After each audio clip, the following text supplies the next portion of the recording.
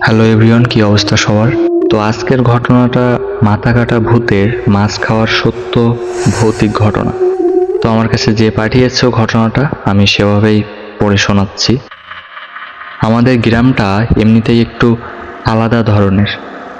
দিনের বেলায় যতটা শান্ত আর সুন্দর লাগে, রাত নামলেই ঠিক ততটাই অস্বাভাবিক হয়ে ওঠে। গ্রামের একপাশে একটা পুরনো খাল আছে, যেটাকে সবাই কালো খাল বলে। এই খাল নিয়ে ছোটবেলা থেকেই অনেক গল্প শুনে এসেছি, কিন্তু কখনো সেগুলোকে সিরিয়াসলি নেইনি। গ্রামের বয়স্ক লোকেরা বলতো বহু বছর আগে এখানে এক জেলে খুব ভয়ঙ্করভাবে মারা গিয়েছিল, যার শরীরটা নাকি খালের পানিতে ভেসে উঠেছিল, কিন্তু মাথাটা কখনো পাওয়া যায়নি। কেউ বলতো তাকে কেউ খুন করেছিল, আবার কেউ বলতো সে নিজেই পানিতে ডুবে মারা গেছে। কিন্তু যেটা সবাই একসাথে বলতো সেটা হলো তার আত্মা নাকি এখনো ওই খালের পানিতে ঘুরে বেড়ায়, আর সে নাকি রাতে মাছ ধরে এবং কাঁচা মাছ খায় চিবিয়ে চিবিয়ে। এইসব কথা শুনে ছোটবেলায় একটু ভয় পেতাম ঠিকই, কিন্তু বড় হওয়ার পর এগুলোকে গল্প হিসেবেই ধরে নিয়েছিলাম। আমার বন্ধু রাকিবও আমার মতোই।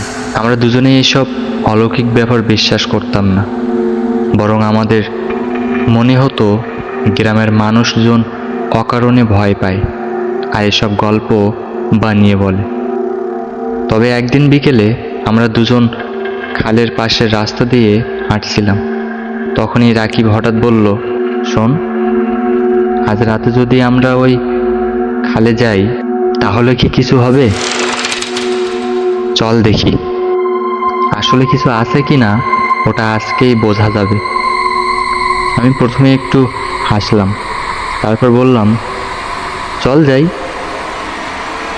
আজই সব প্রমাণ হয়ে যাবে।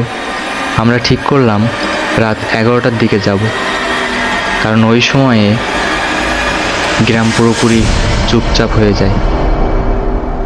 বাড়ি ফিরে আমি ডিনার সেরে নিলাম, কিন্তু অদ্ভুতভাবে আমার ভেতরে একটা চাপা উত্তেজনা কাজ করছিল। ভয় না, কিন্তু একটা অজানা কৌতূহল। রাত বাড়ার সাথে সাথে পরিবেশটা কেমন যেন বদলে যেতে লাগলো।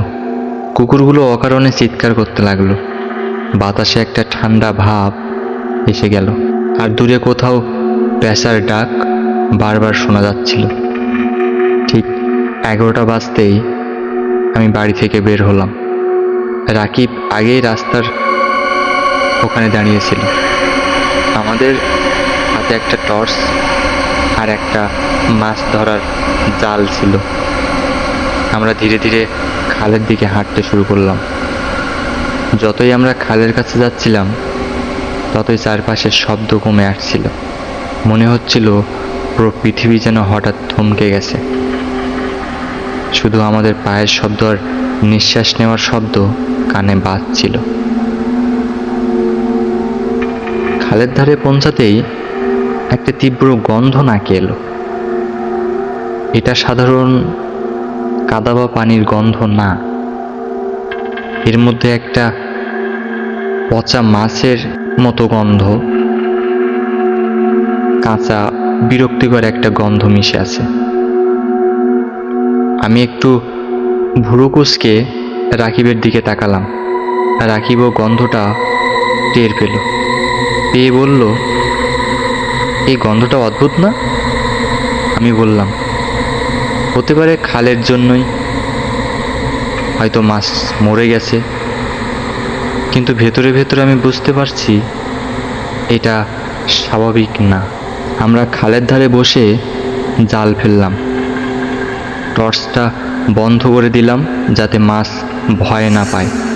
চারপাশে একদম ঘুটঘুটে অন্ধকার।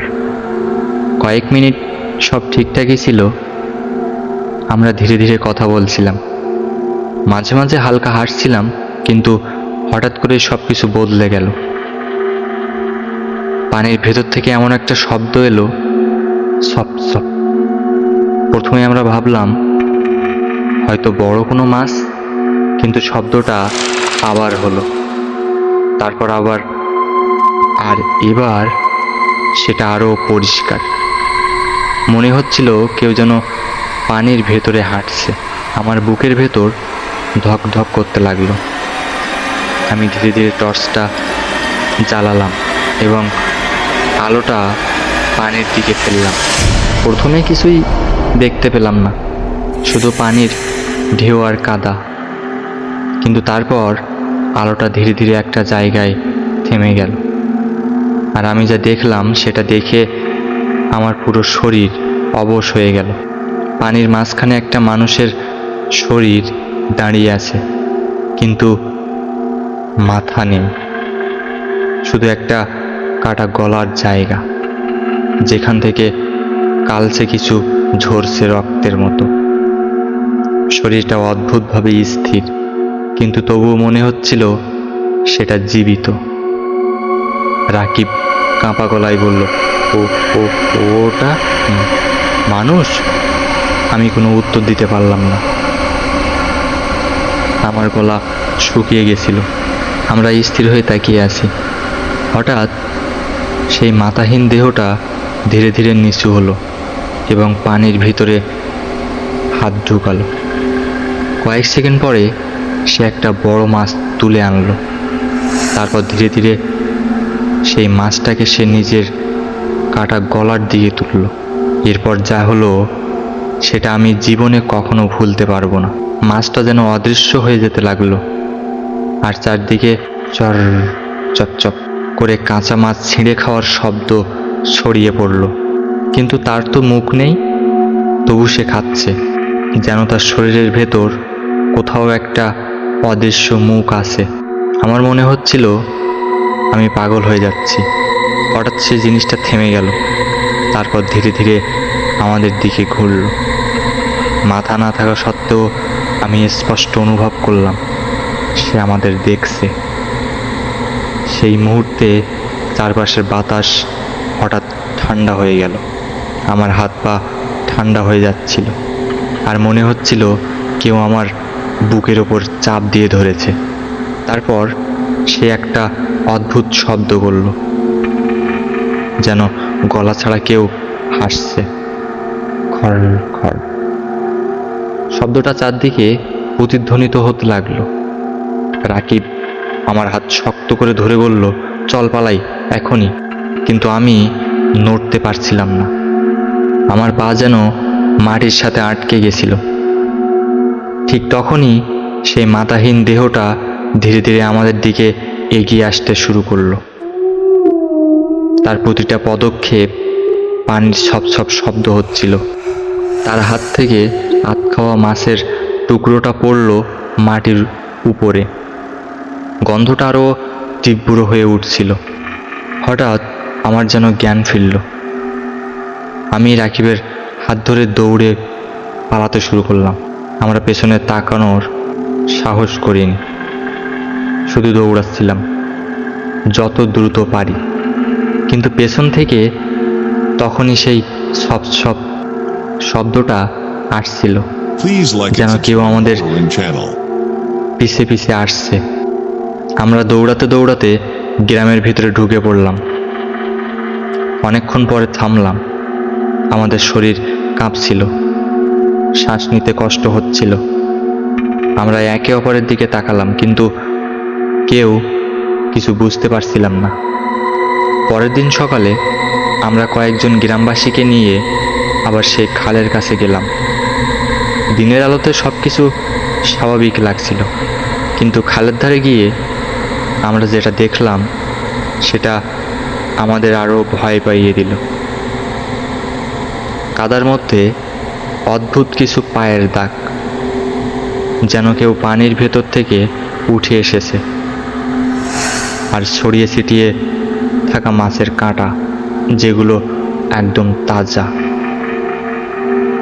গ্রামের এক বৃদ্ধ তখন আমাদের দিকে তাকিয়ে ধীরে ধীরে বললেন, তোরা দেখেছিস তাই না? আমি জানতাম একদিন কেউ না কেউ দেখবেই।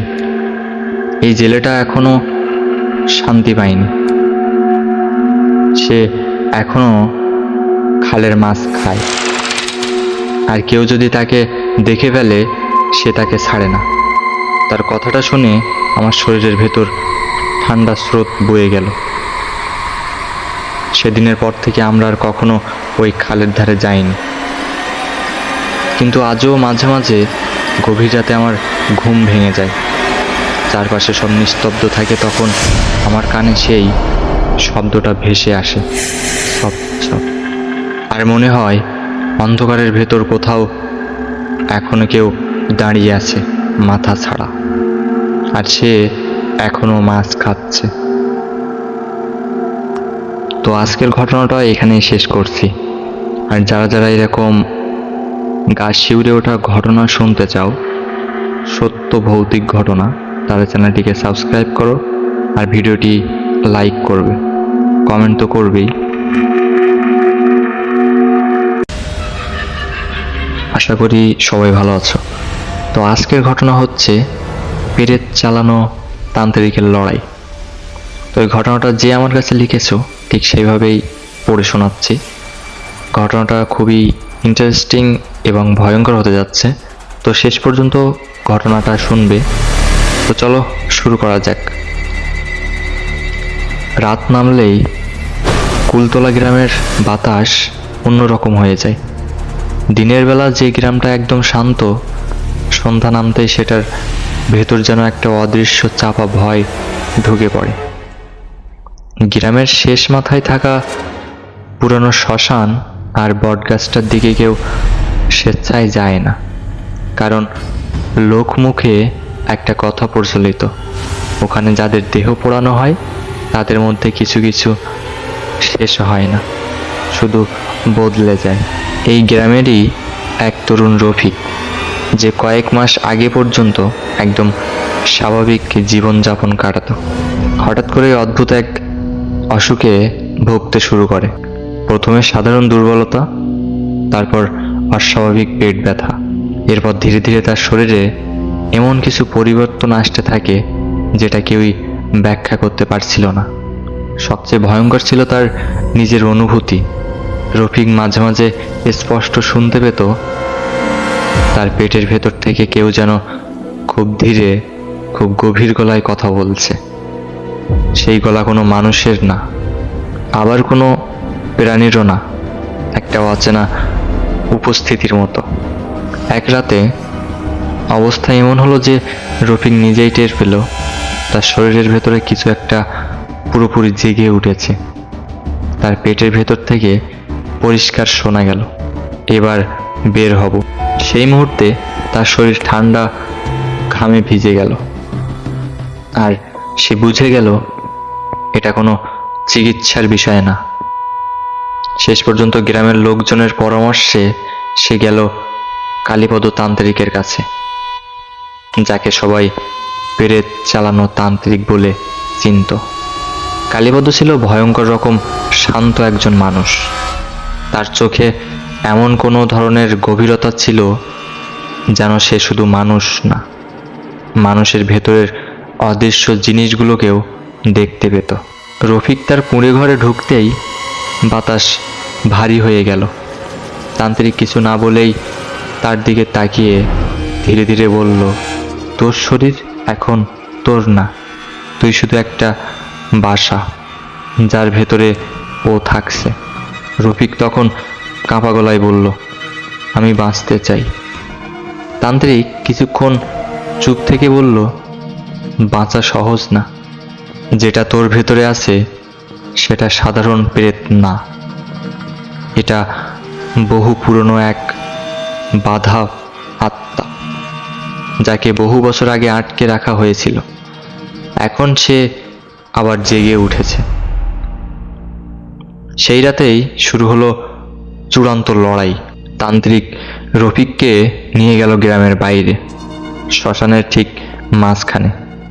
চারপাশে পোড়া কাঠের গন্ধ, শুকনো ছাইয়ার অদ্ভুত নিস্তব্ধতা। মাটিতে আঁকা হলো প্রাচীন তন্ত্রচিহ্ন, চারদিকে জ্বালানো হলো কালো কাপড়ে মোড়ানো মশাল, যেগুলোর আগুন স্বাভাবিকভাবে জ্বলছিল না। মনে হচ্ছিল যেন আলোটা বাতাস থেকে আসছে না, অন্য কোনো জায়গা থেকে টেনে আনা হচ্ছে। রফিককে বসানো হলো ঠিক মাঝখানে। তন্ত্রমন্ত্র শুরু করতেই বাতাস হঠাৎ থেমে গেল। এক মুহূর্তে পুরো পরিবেশ নিস্তব্ধ হয়ে গেল, এমনভাবে যেন পৃথিবীর শব্দ বন্ধ হয়ে গেছে। তারপর হঠাৎ রফিকের শরীর কেঁপে উঠল, তার চোখ খুলে গেল। কিন্তু সেই চোখ আর মানুষের চোখের মতো ছিল না, পুরোটা অন্ধকারে ভরা, যেন ভেতরে কোনো আলোই নেই।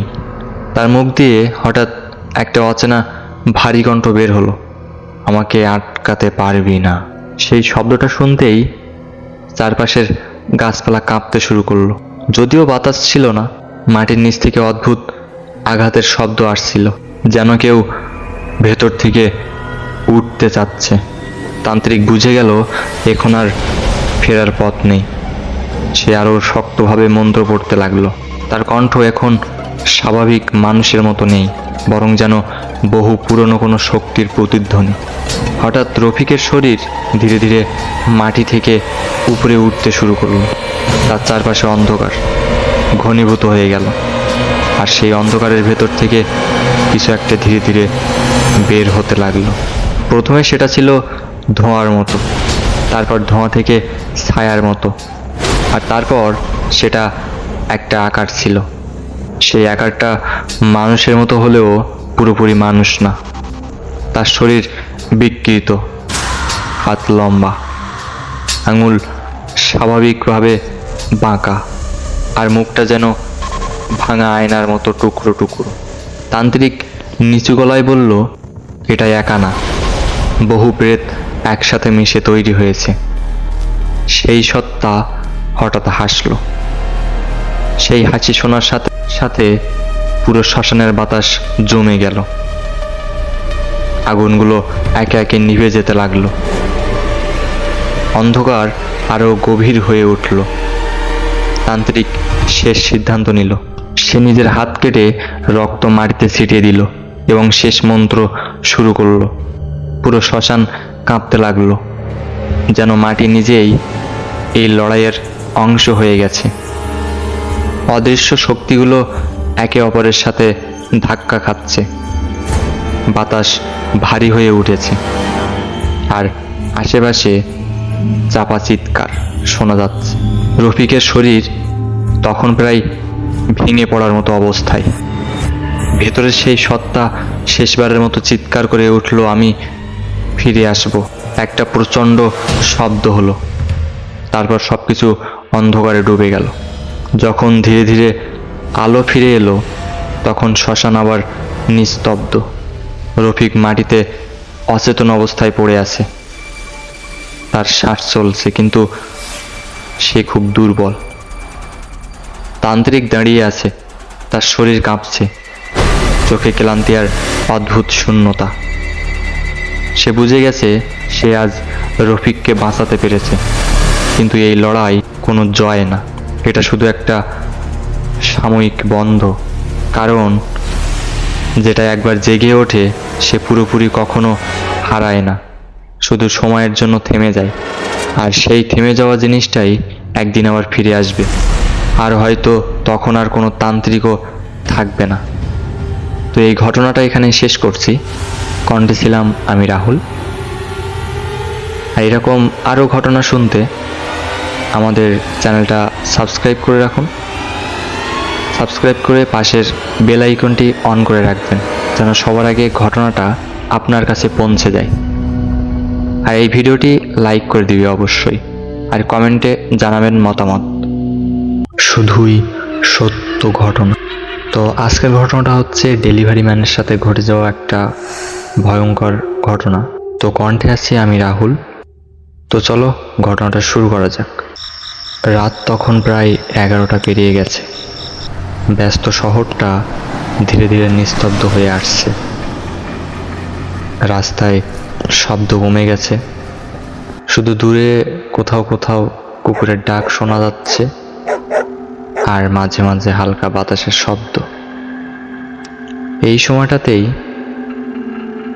রাহাত তার বাইক নিয়ে বের হয়েছিল শেষ কয়েকটা ডেলিভারি শেষ করার জন্য।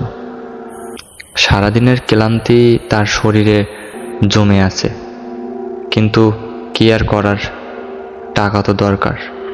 এই একটা কারণেই সে এত রাত পর্যন্ত কাজ করে।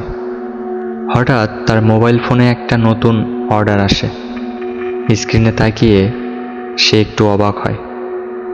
লোকেশনটা শহরের এক পুরনো এলাকা, যেখানে সাধারণত কেউ এই সময় অর্ডার করে না।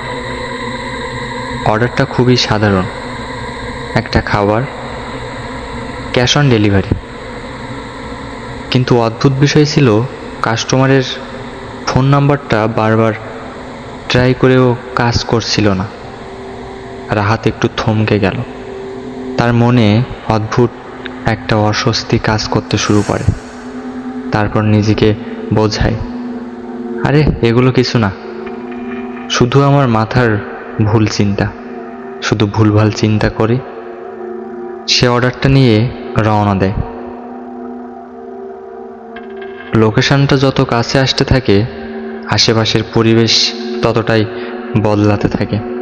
উঁচু বিল্ডিং, আলো ঝলমলে রাস্তা, সব ফেলে সে ঢুকে পড়ে একটা নির্জন গলিতে। এখানে স্ট্রিট লাইটগুলো বেশিরভাগই নষ্ট, মানে রাস্তার যে লাইটগুলো, ওগুলো বেশিরভাগই নষ্ট। আর যেগুলো জ্বলছে সেগুলো টিম টিম করে জ্বলছে। এর থেকে হেরিকেনও ভালো জ্বলে। বাতাসে একটা পুরনো স্যাঁতস্যাঁতে গন্ধ ভেসে বেড়াচ্ছে। অবশেষে সে লোকেশনে পৌঁছায়। সামনে একটা পুরনো ভাঙাচোরা বাড়ি দাঁড়িয়ে আছে। বাড়িটার গেট মরিচা ধরা, আর চারপাশে ঝোপঝাড়ে ভরে গেছে। পুরো জায়গাটা এমন একটা নিস্তব্ধতা, যেন অনেকদিন ধরে এখানে কোনো মানুষ আসে না। রাহাত বাইক থেকে নেমে একটু দ্বিধায় পড়ে। তারপর গেটের সামনে দাঁড়িয়ে ডাক দেয়, হ্যালো, ডেলিভারি। কোনো উত্তর আসে না। সে আবার ডাক দেয়, এবারে একটু জোরে, কিন্তু তবুও চারপাশে শুধু নীরবতা। ঠিক তখনই কিসি করে একটা শব্দ আসলো, মানে গেট খোলার শব্দ। তবে সে দেখলো গেটটা নিজে থেকেই ধীরে ধীরে খুলে গেছে। রাহাত একদম স্থির হয়ে যায়। তার বুকের ভেতর ধুকপুকানি বাড়তে থাকে। কয়েক সেকেন্ড দাঁড়িয়ে থেকে সে নিজেকে সাহস দেয়। সে নিজেকে বোঝাতে থাকে, হয়তো কেউ ভেতর থেকে খুলছে। তারপর সে ধীরে ধীরে ভেতরে ঢুকে পড়ে। ভেতরে ঢুকেই তার মনে হয় সে একা না, কেউ যেন অন্ধকারের ভেতর থেকে তাকে দেখছে। সে মোবাইলের ফ্ল্যাশ জ্বালায়। আলোটা চারপাশে ঘোরাতে থাকে। দেয়ালে কিছু পুরানো ছবি ঝুলছে, কিন্তু ছবিগুলোর দিকে তাকিয়ে তার শরীর ঠান্ডা হয়ে যাচ্ছে। মনে হচ্ছিল ছবির ভেতরের মানুষগুলোর চোখ যেন তাকে অনুসরণ করছে। হঠাৎ উপরের তলা থেকে একটা শব্দ ভেসে আসে, ধাপ ধাপ করে, মানে কেউ সিঁড়ি দিয়ে নামছে এমন শব্দ। রাহাতের গলা তখন শুকিয়ে যেতে থাকে। তবুও সে কাঁপা গলায় বলে ওঠে, আপনার খাবার, নিচে আসেন। শব্দটা থেমে যায়। তারপর আবার শুরু হয়, আরো ধীরে, আরো ভারীভাবে।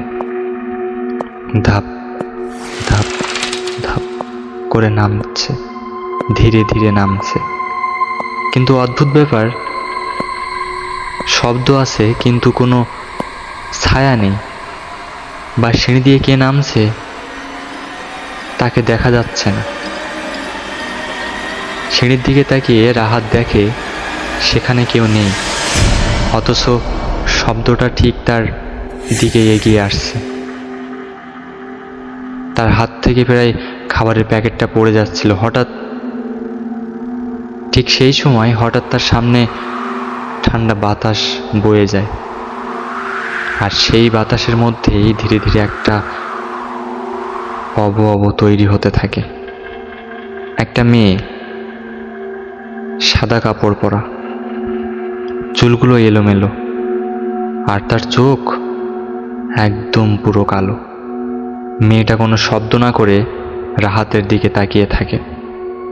সেই দৃষ্টি এতটাই ফাঁকা, এতটাই ভৌতিক, যেন সেখানে কোনো জীবনের অস্তিত্ব নেই। তারপর সে ধীরে ধীরে বলে, খাবার দাও। রাহাতের হাত কাঁপতে থাকে। সে কোনোভাবে খাবারটা এগিয়ে দেয়। তার মনে হচ্ছিল সে যদি 1 সেকেন্ডও এখানে দাঁড়িয়ে থাকে তাহলে কিছু একটা ভয়ঙ্কর ঘটনা ঘটতে পারে তার সাথে। মেয়েটা খাবারটা নেয়, তারপর ধীরে ধীরে তার দিকে হাত বাড়িয়ে কিছু টাকা দেয়। টাকাটা ধরতেই রাহাত বুঝতে পারে ওটা অস্বাভাবিক ঠান্ডা। সে আর এক মুহূর্ত দাঁড়ায় না, পেছন ফিরে দৌড় দেয়।